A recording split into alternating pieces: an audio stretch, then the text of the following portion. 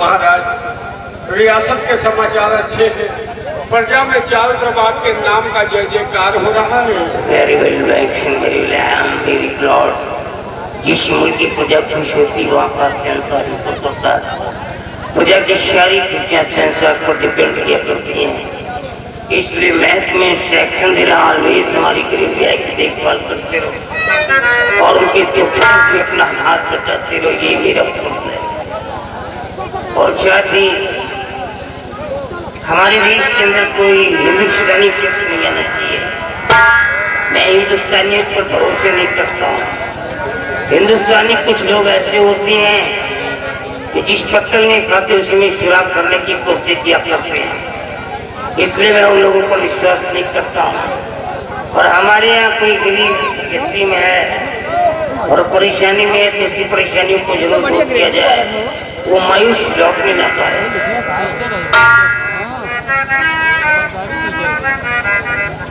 सिपाही, महाराज के आदेशानुसार गेट पर तैनात हो जाओ और अगर कोई गरीब यतीम लाचार व्यक्ति आता है तो महाराज के आदेशानुसार उसके दुख तकलीफ को दूर करो।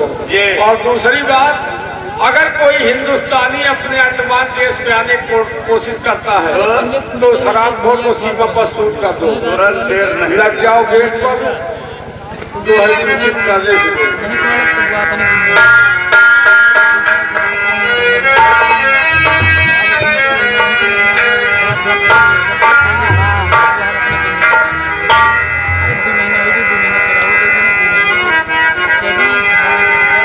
सीताराम सीताराम सीताराम फलो निरंजन।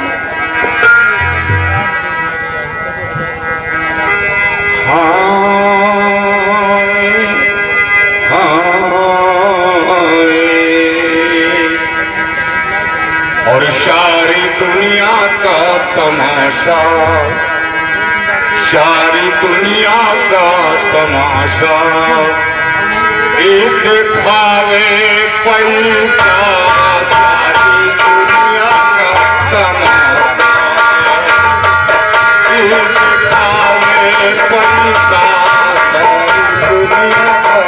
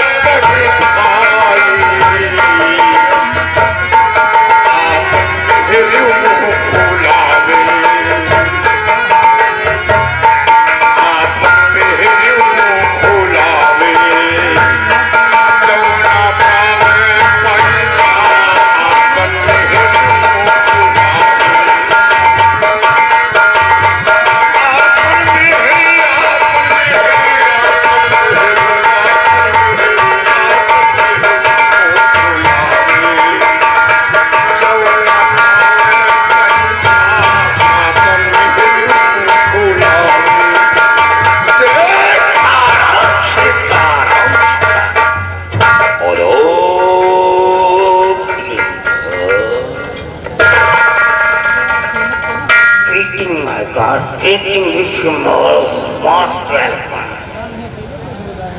आपके रूपरेखा को देख करके मेरे को आभास हो रहा है कि साक्षात मेरे पैलेस में प्रभु का आगमन हो गया हो।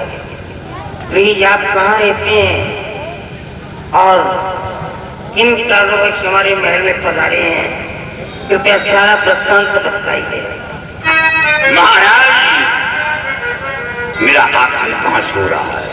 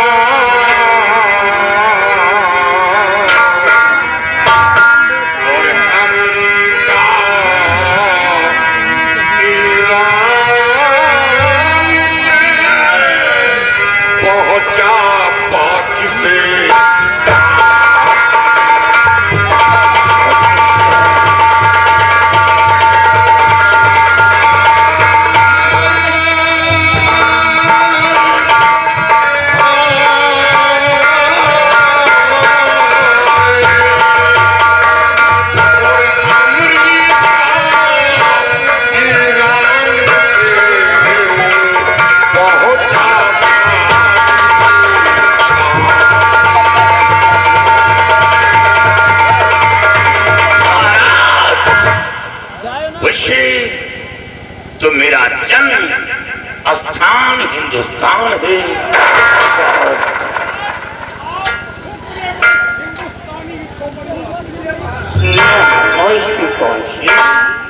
जब तुम हिंदुस्तानी है तो हमारे इलाके में आने की गलती कैसे कर दिया, जबकि मैं हिंदुस्तानियों को नहीं आने देता हूँ।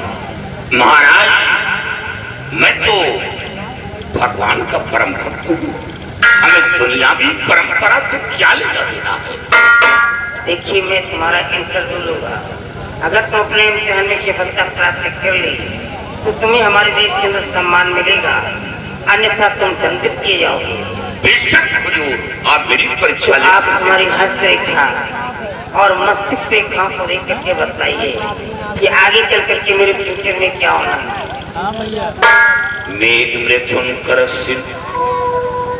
महाराज, आपकी हस्तरेखा तो साफ साफ बता रहे हैं कि आपकी हवेली के अंदर कोई पाप का निवास है।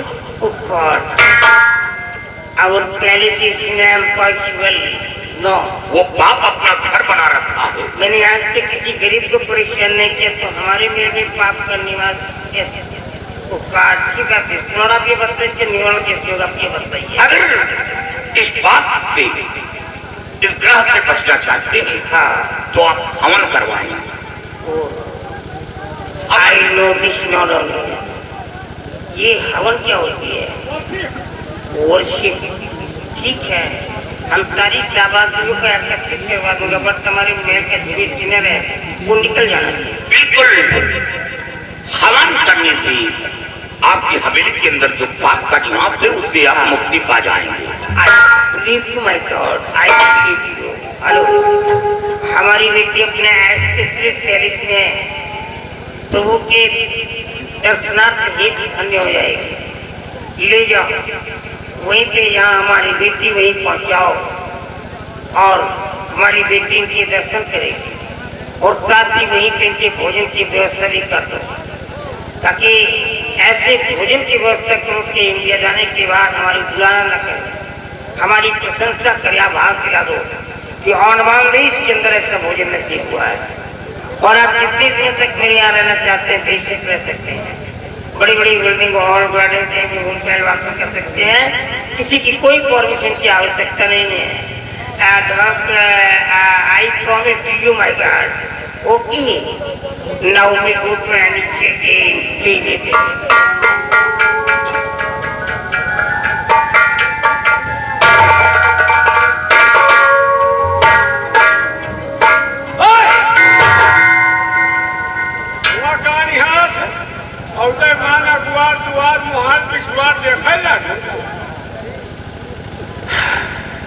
अच्छा, ऐसी हवेली पहली बार देखा है। यही का देख के बैठा है।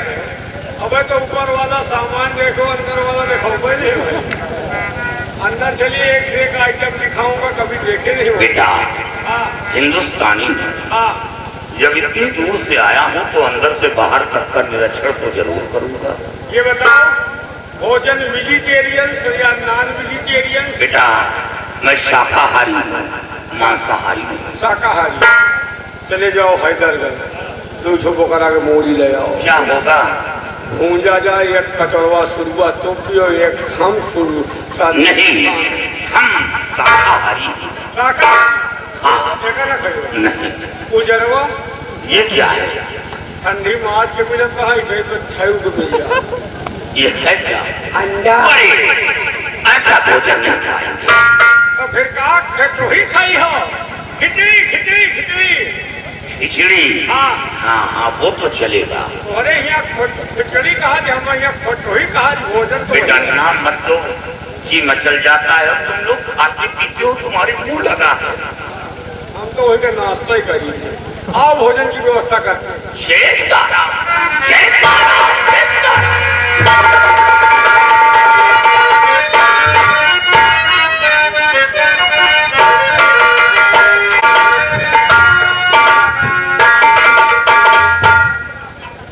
क्या बात है, इसके भाई बहुत खुश नजर आ रहे हैं। उसी की बात है। क्या बात है? आज भगवान के परम भक्त मुनराज बाबा जी आए, आपके पिताजी ने दर्शन किए, हुक्म दिया कि हमारी बेटी को दर्शन कराओ। कहाँ है मुनराज? आप बैठिए। चाहिए उन्हें बाबा को बुला ले, बहुत बढ़िया बुलावे कहा जाए, वह बिल का बनाई साला है दोखी, पूछा पछोर नहीं न चाबो दाब लाग है, वो खुदे पियला चला आवा। देखो सारे के जैसे बाली काटे वाला मुंह निहार रहा है, वह देखो सारी ये खवटियान है। आओ बाबा आओ, जब तो सैया तक चले आओ तो जगवारो गा किया आओ। आओ बाबा, एकदम खवटियान है।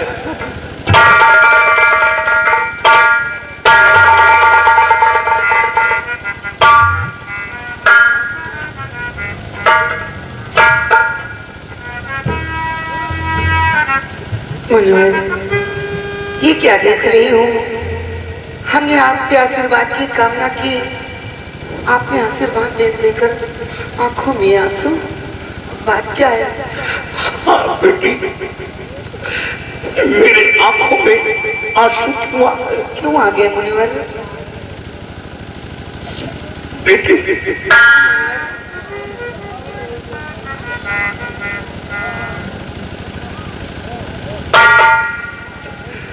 बेटी, क्या ये दरबारी को यहाँ से कुछ देर के लिए हटा सकती हो? जानत रहे तुम यही तो वहाँ से है। कैसा जुबारी बाबा है, तो आंसू गिराए के जुबान लगाए रहा है। दरबारी तो कबाब में हड्डी है। अब यहाँ चले जाए तो हूँ अकेले, ये अकेले चाहे जाऊँ कर हमारा साथ एक बात, ये साला है झोंगी।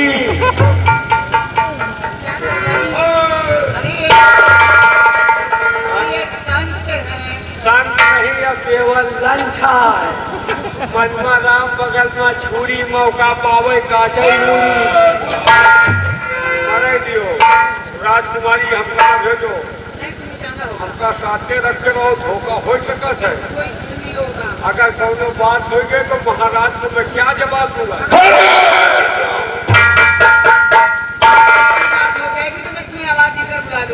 अरे जब कोनो बात हो जाए तो कहा यहाँ आके सपरा पी जाओ। अच्छा ये बताओ, चले तो जाओ, कितना समय लगई हो? 5 मिनट में सब टहल हो ही जाए। चाहे फोन करो, चाहे कदम 5 मिनट में मामला फाइनल। वहाँ चितवन खराब है। जा रही राजकुमारी का आदेश है, लेकिन जाए के बाद कोनो बात सुनाई न पड़े भाई। प्रेम जितने सीधे उतने टेढ़े हो, या बंदूक ना छफैरा है, मारा तुम्हारा घेरा छितरा है। 15 तारीख तक याद मुनिवर, ये 15 तारीख को क्या याद दिला रहे हैं? मुनिवर, अब आप बतलाइए कि आपके आंखों में आंसू क्यों आ गए भगवान? बेटी हाँ मुनिवर। तुझे देखकर आंखों में आंसू क्यों आ गए? क्यों आगे भगवान बोलिएगा? और बेटी तुझको, और बेटी तुझको देख कर गया सकल दुखे।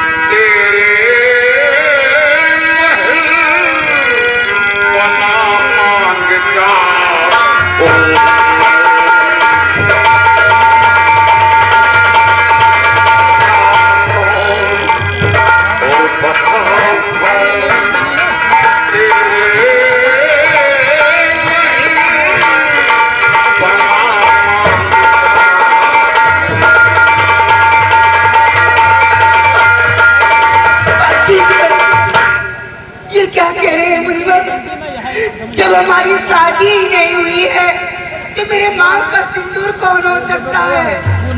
बेटी, सबसे झूठ बोल सकती हो,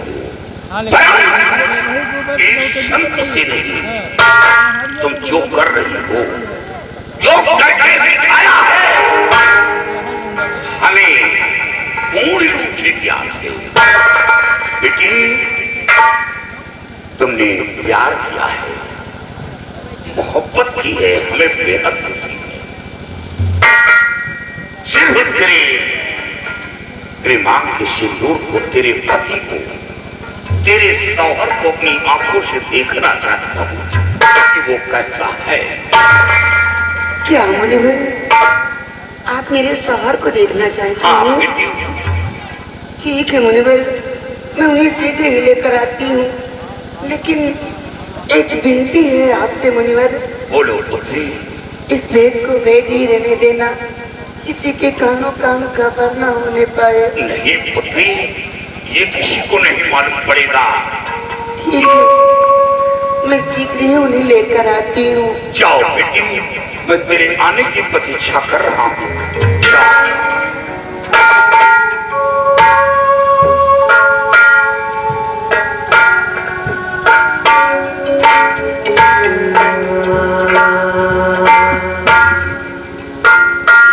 मुनिवर, यही है मेरे मांग के सिंदूर। बेटी, तेरा पति, तेरा शौहर तो भाग्यशाली है, इसका मस्तक कितना तेज चमक रहा है। तो बेटी नेक है, तेरे ऊपर ईश्वर का आशीर्वाद है जो तेरे लाइफ में तुझे ऐसा हस्बैंड मिला। लेकिन तुम दोनों को देखकर तो हमें बेहद खुशी है, लेकिन बेटी रोना भी आता। किस लिए मुनिवर? बेटी, 1 हफ्ते हो गए, कई राजाओं के हाथ गया, अलग जगाया, भोजन का सवाल किया। भोजन तो क्या, जल भी देना बिना नहीं समझती, भला बुरा कहकर धक्के मारकर बाहर कर देते। 1 हफ्ते से भोजन नहीं पाए, चला नहीं जा रहा, दम लबों पर आ रहा है पुत्री। संसार में इतने निर्दयी लोग हैं, एक मुट्ठी भिक्षा और संतों को भोजन नहीं देते। बेटी, ये बात मत करो, इतने निर्दयी है कि देखते हैं आंख से, लेकिन फिर भी उनकी आंखें फूट है। लेकिन मेरी नहीं फूटेंगे मुनिवर, आपने मुझे बेटी कहा है ना, मैं बेटी होने का फर्ज निभाऊंगी। आज मैं आपके लिए अपने हाथों से भोजन बना कर लाऊंगी। बेटे के हाथ में कभी भोजन नहीं पाया। ठीक है मुनिवर, आप मेरे शौहर से बात कीजिए और तब तक मैं आपके लिए भोजन बना कर लाती हूँ। ठीक है पुत्री।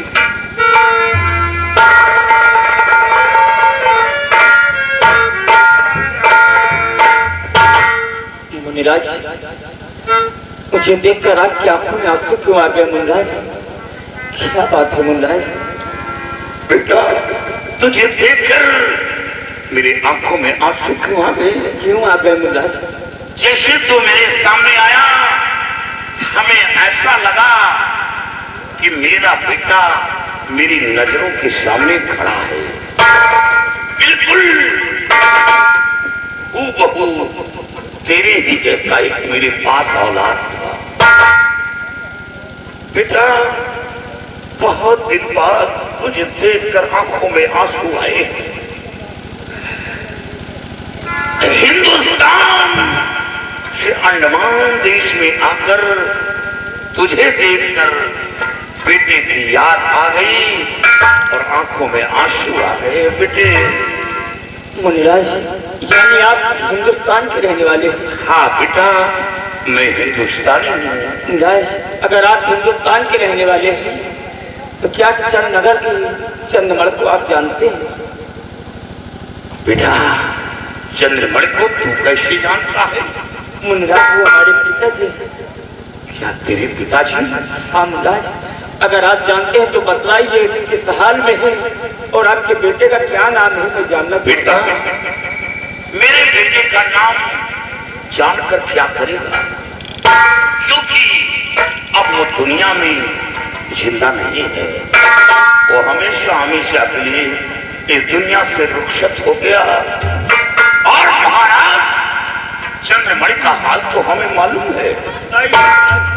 बेटा, इसी तरह एक दिन चंद्रनगर पहुंचा था। सोचा चलो महाराज चंद्रमणि के दरबार अलग लगाए। और जब वहां पहुंचा तो क्या देखा कि महाराज एक कमरे में बंधे हुए थे। लोग उन पर ईंट और पत्थरे मार रहे थे और वो बेटा बेटा चिल्ला रहे थे। तो पता लगाया तो ये पता लगा कि महाराज पागल हो गए।